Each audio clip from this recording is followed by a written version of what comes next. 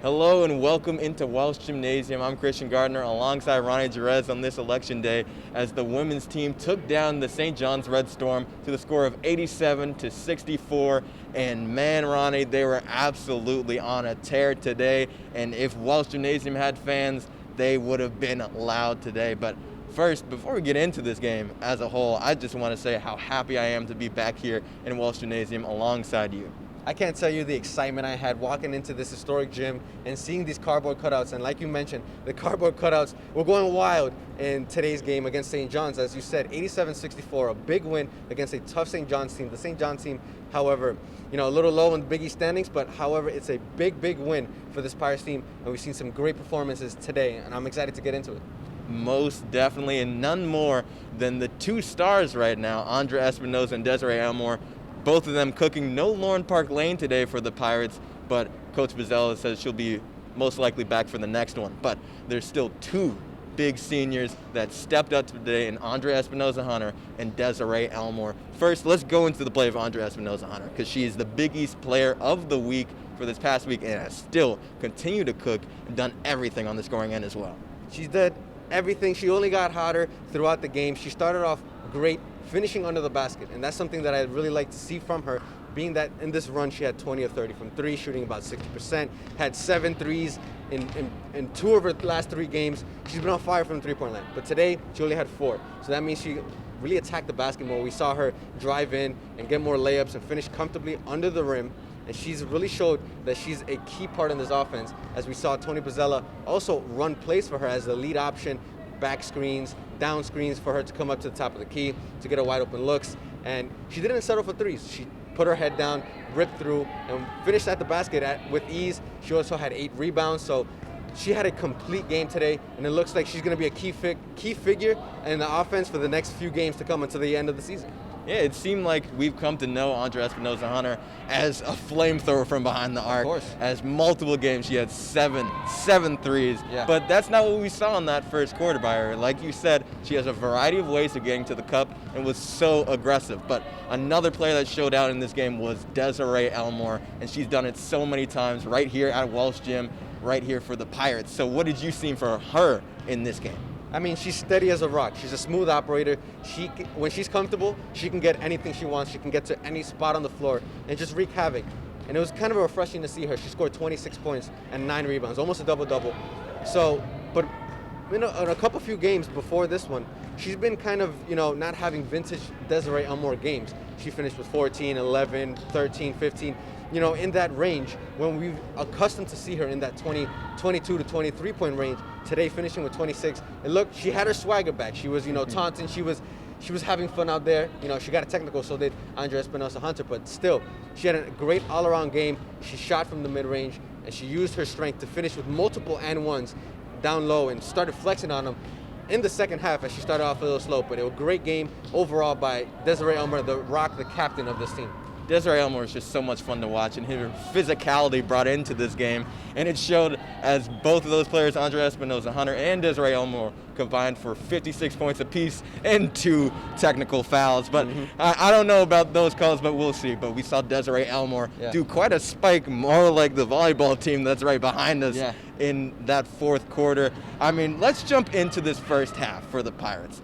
I mean, they quickly jumped out to a 10-2 lead. What was it that they were doing to lead the charge and completely dominate from the start of this game? They were forcing turnovers. In that first half, they forced 12 turnovers, and they finished forcing 22 turnovers. So it was a lot of turnovers, and they capitalized on the turnovers. I always say this team is a great transition basketball team. They love to get out on the break, especially when you have a point guard like Lauren Park Lane. Unfortunately, she didn't play today with her injury, but still, when you have players like Maya Jackson, she did a great job. A quiet game with 8 points, but she had 5 assists. So she kind of took more of that point guard role from LPL.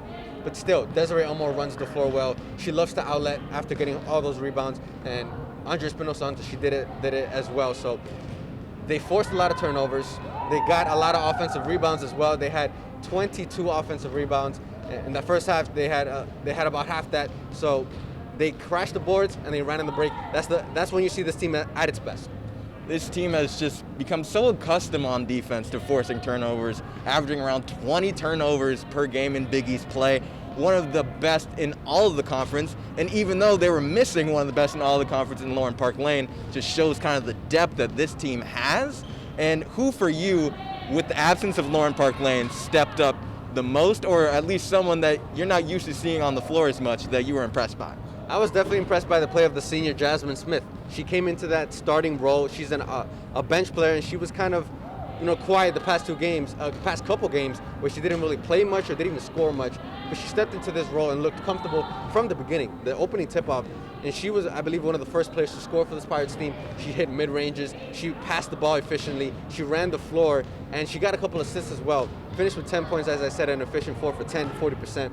I really liked what I saw from her. She was aggressive and got into the paint really well. So for the senior, I love seeing that from the senior. And being that she started for this team, I expect to see more minutes coming out of her by Tony Bozzella in the future games, in the tougher games. Head coach Tony Bozzella has so many different players to go with in that rotation. I mean, even more good games from Bembry, and he talked a lot about Amari Wright and how she played as a freshman in this one, a lot like a little Lauren Park Lane a year ago. But let's jump into that second half as the Pirates were in control from the start. The only time they didn't lead in this game was after the first layup by the Red Storm. Yeah. So how did they continue to dominate in that second half and kind of exploded on the offensive side? Well, honestly, the St. John's the Red Storm kind of got some momentum there. There was a lot of, back and forth plays. They started scoring and getting some stops and cutting the lead just a little bit. But it was still around a 20-point game throughout the entire second half.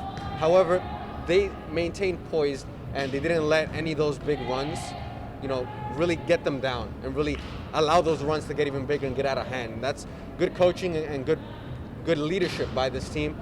They continue to force turnovers, they continue to get offensive rebounds, and continue to convert on those second chance points. They had 16 of them in this game. So they capitalized on those freebies, getting those rebounds right after.